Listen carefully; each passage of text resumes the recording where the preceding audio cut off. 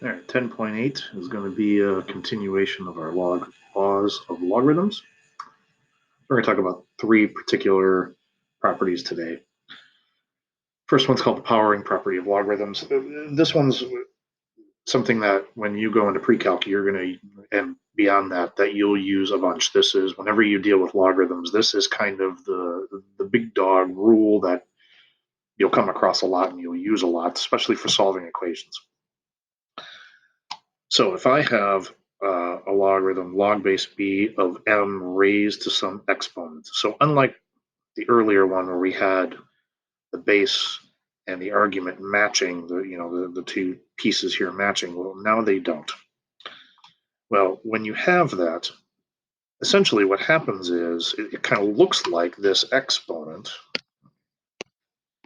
That moves to the front.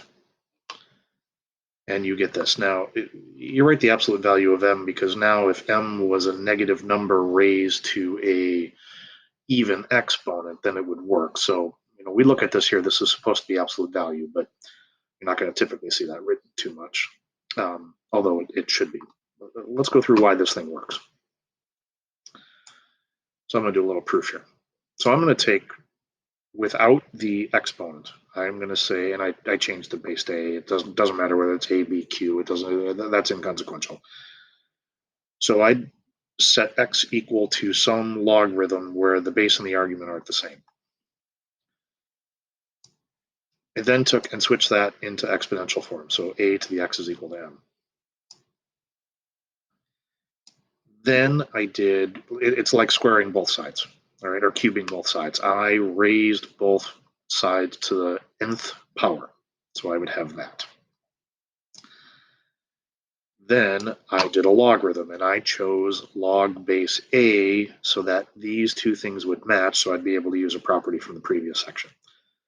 So I did log base a of this is equal to log base a of this. Okay, again, this would still have to equal this from the previous for this to work. Well, on the left-hand side, log base a of a to the xn is going to equal xn. Remember from the last section, log base 2 of 2 to the third is equal to 3. Or if this were 35, that would be 35. Okay, so that's why this is equal to xn. Then x from the beginning is equal to log base a of m, so I replaced that in here, so I would have log base a of m times n would not be part of the logarithm, so I wrote it here in front, and this is equal to this, essentially showing that moves to there. Okay, so if you have log base 5 of 8 to the third, that would equal 3 log base 5 of 8. Okay, and then if this would be something that you could simplify, you would do that. You'd multiply it by 3, or if there's variables in there, you deal with it from there. But essentially, you're moving that to there. Okay, and this shows why that works. All right, which two of these three numbers are equal? So log base 2 of 4 to the third would be the same thing as log base 2 of 2 squared to the third, so 2 to the sixth. So that would be 6. Or you could take the 3, move it to the front. Log base 2 of 4 is 2. 3 times 2 is 6. Gives you the same answer. All right, this one, log base 2 of 4 is 2. 2 cubed is 8. So those first and second one are the same.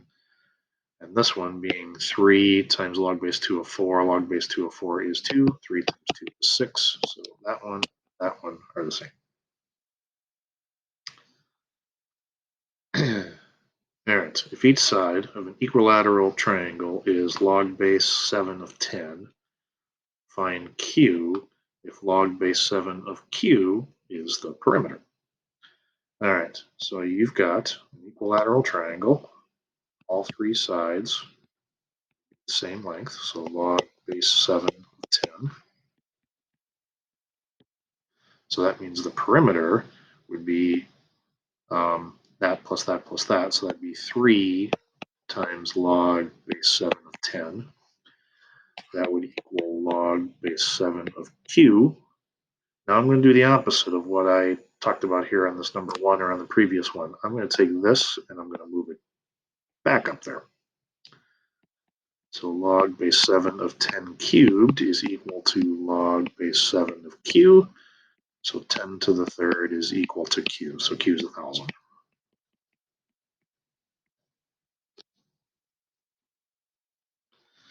So the power of being able to move your leading coefficient up as an exponent or vice versa, that's a huge, huge solving thing. Again, more that you'll do in pre-calc, but we're just going to kind of introduce it here for Algebra 2. All right, let's do product rule. All right, let's say you have two logarithms, log base a of x and log base a of y. And I'm going to set those equal to two variables. I'm going to call them m and n. I want to take the two things and I'm going to do something with multiplication. So I'm going to manipulate this thing around. So I'm going to take, first of all, each one of these and I'm going to switch it into exponential form. So a to the m is equal to x, a to the n is equal to y. Again, why are these particular variables picked? If you would have called this q instead of m, it's fine. It's still the same idea. All right, then I am going to take, because this is a product rule, I'm going to take x and y and I'm going to multiply them together. All right, so if I multiply x and y together, that means that would also equal a to the m times a to the n. Well, when you multiply two things with the same base together, you would add their exponents. Okay, so let's get this step here. So that means xy would equal a to the m plus n. All right, now if I do logarithms, I'm going to choose base a again because I want this thing to match here. So if xy was equal to this, that means log base a of xy is equal to log base a of a to the m plus n. Again, those two things were equal from the previous step. So the logarithms, again, as long as they are the same base. On the right-hand side here, log base a of a to the m plus n is going to equal m plus n. Now, I'm approaching this slightly different here than what we did before. I'm going to take this m plus n, move it to the front, and log base a of a is equal to 1. Anytime those two things are equal, log base 5 of 5, log base 30 of 30, those are equal to 1.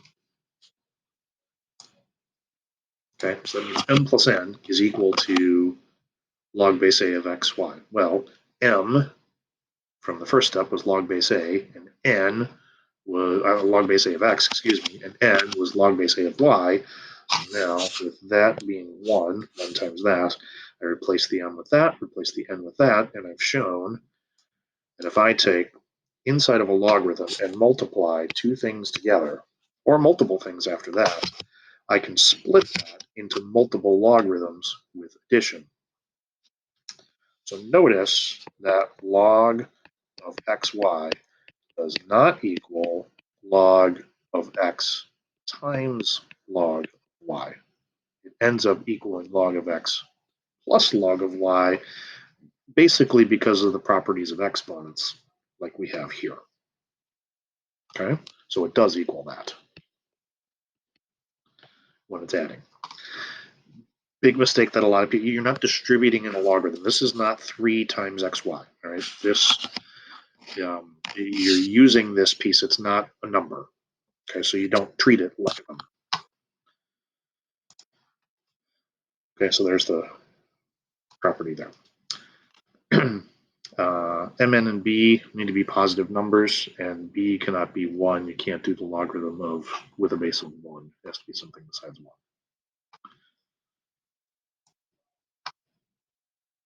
Okay, so let me show you how these work here with, besides the m's and n's and a's and stuff like that. Log base 7 of 2x. All right, so I have two things multiplied together. To expand that, I can split that into two logarithms. Log base 7 of 2 plus log base 7 of x. Okay. Now, one of the reasons why you do that is if this would end up being something you'd be able to simplify, let's say instead of 2, that was a 49, and you can make that a 2, if I'm solving an equation, that might make it easier to do. I can also go in reverse. When I have multiple logarithms like this, I can combine those together because they're the same base by taking these two things and multiplying them together. So this would be log base 5 of 12. So you can split like I did here, or you can combine together. Now, if this would have been log base 8 of 2 or log base 7 of 2, where these two things didn't match, you would not be able to combine those together. Okay, so let's do a little solving here. Oops, there are the answers to those. So on this one here, I can take, because they are both log base 7, I'm going to combine those together into one logarithm. So log base 7 of 2 to the x, or 2x, excuse me, not 2 to the x, is equal to 1. So that's just combining them together. Now you get to this point, how do you solve that? Well, I'm going to switch it into exponential form. So I'd have 7 to the first is equal to 2 to the x. Divide both sides by 2, and you get x is equal to 7 halves. Okay. And the third property is basically the same as the second one, except now we're going to subtract instead of add, and because we are dividing these two things instead of multiplying. Essentially, it's because this would have a negative exponent on it, which then, when you would move it to the front, would give you a negative number here. So again, this property and the previous one are exactly the same. It's just this is in a different spot. So quotient property, when you divide these things, you would subtract the two logarithms to split them. All right, log base 8 of 2/3. I want to expand it. Log base 8 of 2 minus log base 8 of 3. And log base 8 of 2 can be simplified. Log base 8 of 2 is 1/3. 8 to the 1/3 power equals 2. So this would be 1/3.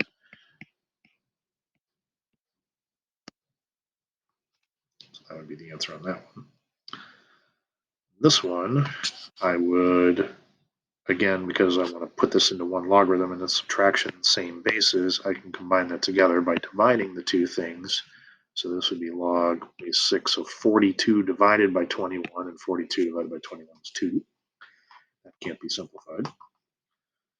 So there's your answers for those two.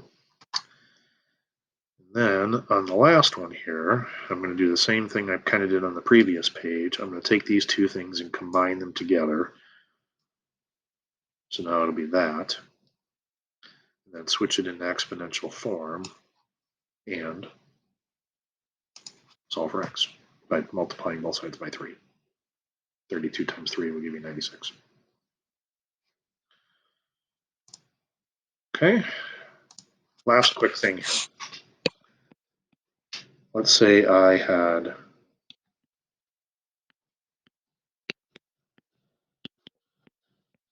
this, and I wanted to expand it into multiple logarithms. I have things that are multiplied, I have things that are divided. When you do that, this would be how it would split.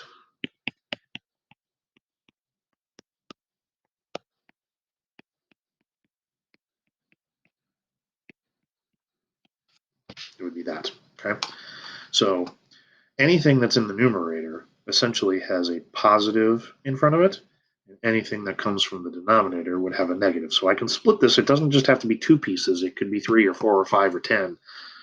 But that would be how you would split those. All right, so that's 10.8. Let me know if you have any questions.